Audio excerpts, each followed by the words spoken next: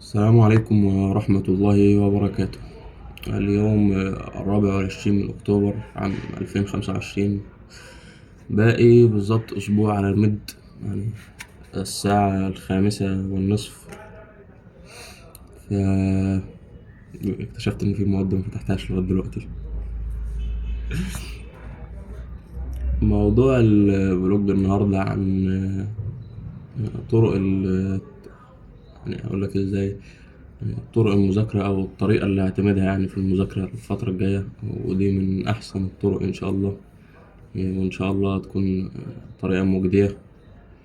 ونفتح الإمبريولوجي.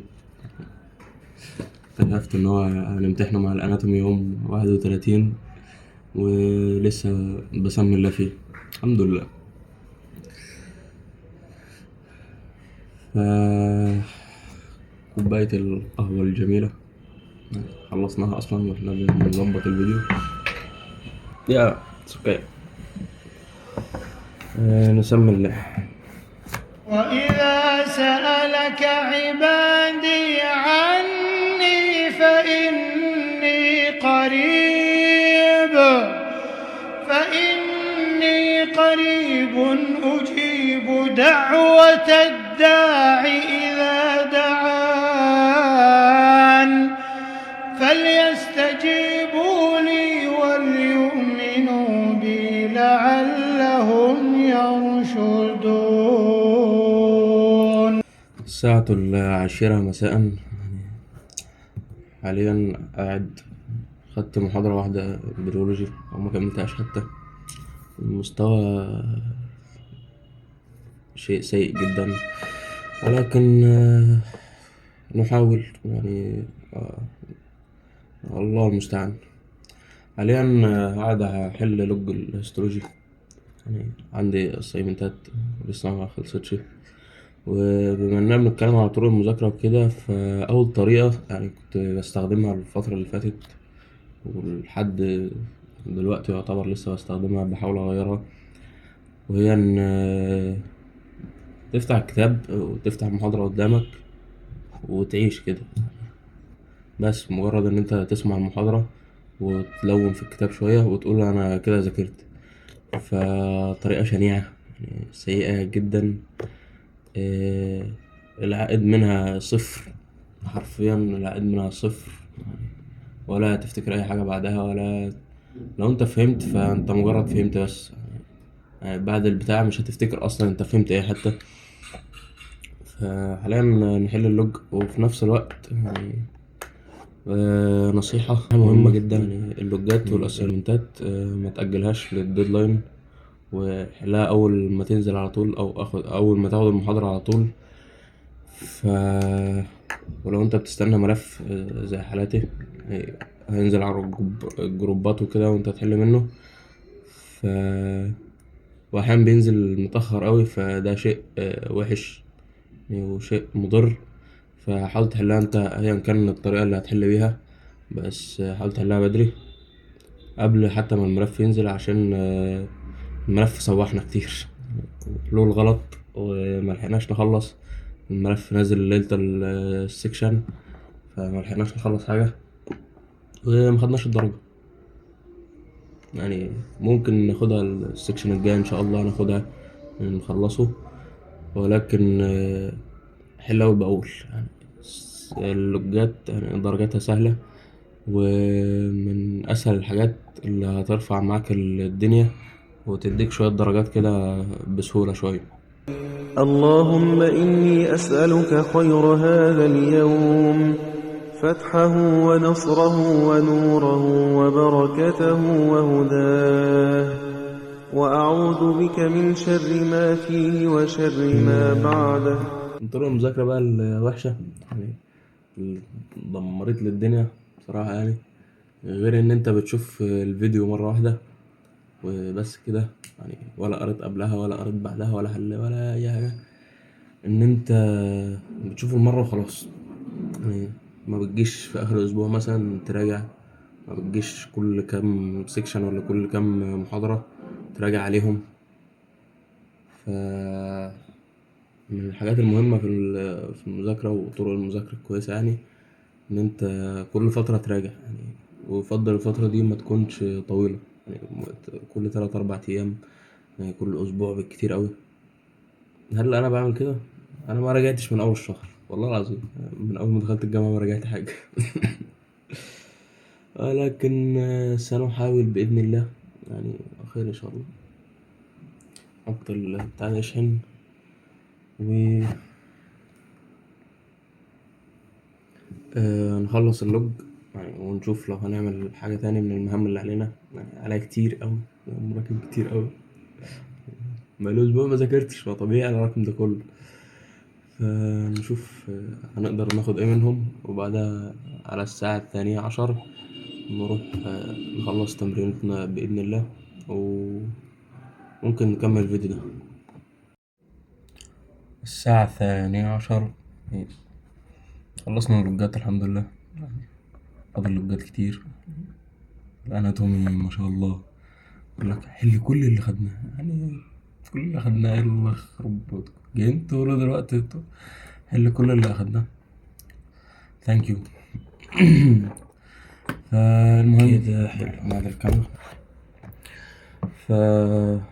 من أفضل طرق المذاكرة يعني، ولا أحاول إن شاء الله، من أفضل طرق المذاكرة ولا أحاول إن شاء الله أثبتها الفترة الجاية، ألا وهي التري ستيبس، أو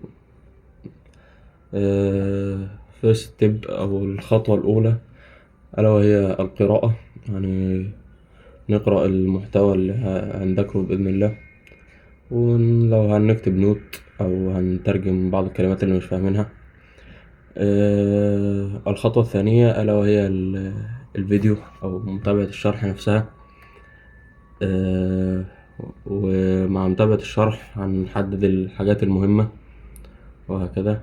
الخطوة الثالثة والأخيرة ألا وهي المراجعة يعني، المراجعة والتلخيص وكده بعد كل محاضرة أو بعد كل سيكشن يعني، تراجع وتلخص اللي انت خدته يعني. دي أفضل طريقة للمذاكرة أنا شايفها، هنحاول نتبعها الفترة الجاية بإذن الله.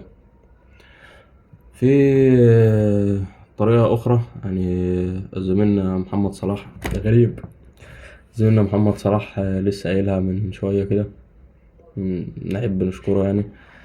كانت ايه اللي هي ثانية واحدة، افتكرت، كانت ألا وهي المراجعة المتكررة يعني، قبل كل مذاكرة، قبل ما أبدأ كل سيشن مذاكرة أو جلسة مذاكرة، قبل كل جلسة أبدأ أذاكر اللي أخدته قبل كده، ممكن ياخد من نص ساعة إلى ساعة، كقراءة سريعة على الأقل يعني، استذكارا للمعلومات ولو عندك معلومة غلط أو هكذا، وشوفها طريقة كويسة جدا يعني. شكرا للتذكير دكتور محمد صلاح المستقبلي إن شاء الله يعني، كلنا دكاترة مستقبليين بإذن الله. أروح في ده يعني، مينفعش أقص الحتة دي. شيل. الطريقة الثانية ألا وهي من زميلنا محمد صلاح يعني، ربنا يوفقنا جميعا إن شاء الله، وشكرا للتذكير، ألا وهي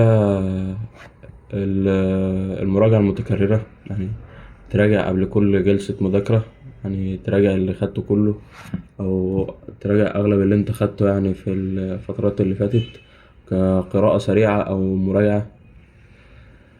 فدي بتفيد إن أنت بتستذكر المعلومات يعني، تكررها أكتر على ذهنك، وبدل ما تكون خدتها مرة، لو ما خدتها مرة وافتكرت معلومة، المرة التانية هتفتكر معلومتين وهكذا. وبتصحح عندك لو عندك معلومة خاطئة، بتصححها بشكل سريع بدل ما تحفظ على حاجة غلط. فطريقة كويسة جدا، نحاول نتبعها برضو إن شاء الله. عايزين نقول حاجة كمان، الطريقة التالتة ألا وهي أمهم في الجامعة الحمد لله اللي احنا فيها دي، ألا وهي أهمهم لتثبيت المعلومات أكتر، ألا وهي الحل المتكرر يعني.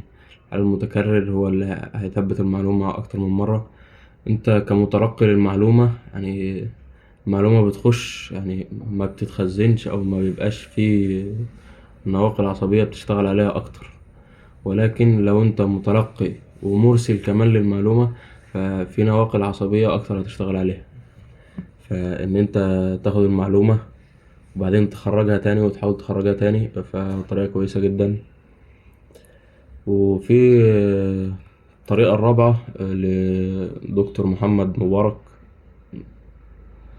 آه، مبارك ايه، دكتور محمد ابو بكر، يعني دكتور محمد ابو بكر، يعني على اليوتيوب برضو، يعني لسه شايفها منه الصراحة النهاردة.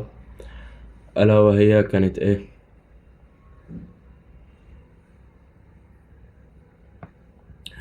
فالطريقة الرابعة من أفضل الطرق برضو دكتور محمد أبو بكر، لسه شايفها يعني فيديو جميل النهاردة. هو إنسان جميل الصراحة بحبه، فكان لسه بيقول عليها النهاردة.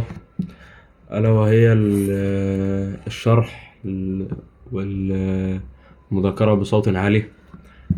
إن أنت تذاكر بصوت عالي وتشرح لشخص قدامك أو تشرح لنفسك أو تشرح في فيديو أو أيا كان هتشرح إزاي. المهم إن تشرح وحد صوتك يكون مسموع يعني، وأنت تسمع صوتك تاني. طريقة كويسة ومفيدة جدا برضو، من أفضل الطرق أصلا.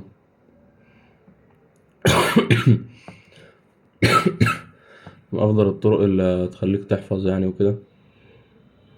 ف وأهم حاجة بعد ده كله ألا وهي المراجعة، يعني بعد كم المذاكرة دي وإدخال المعلومات، ألا وهي المراجعة على المعلومات دي.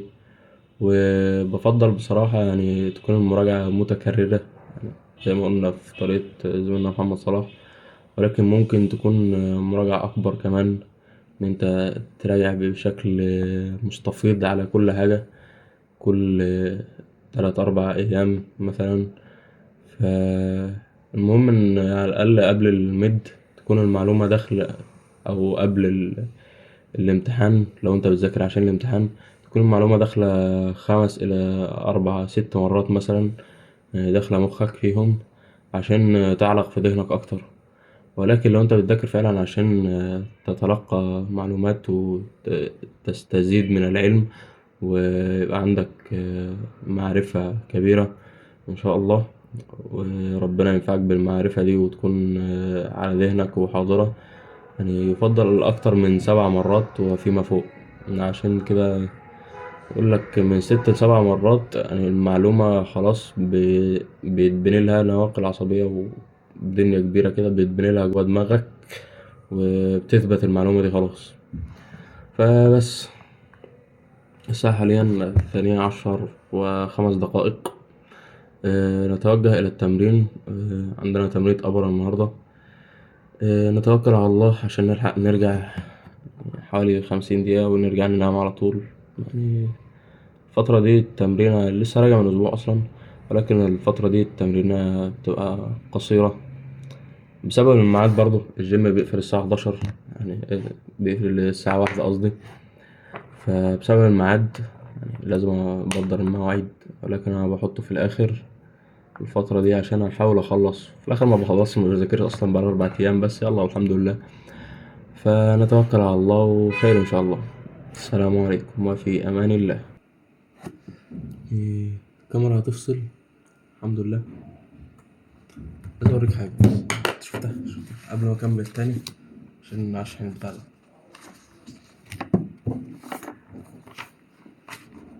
شوف ده، شوف ده، باين عندك، باين. أنا ماليش دعوة، مش هما اللي طلبوا قالوا حلها، مش هديك الدرجة غير لما أحلها. يعني حل أنت الطلاسم دي، أنا ماليش دعوة. الطلاسم عندكم انتوا حلوها براحتكم.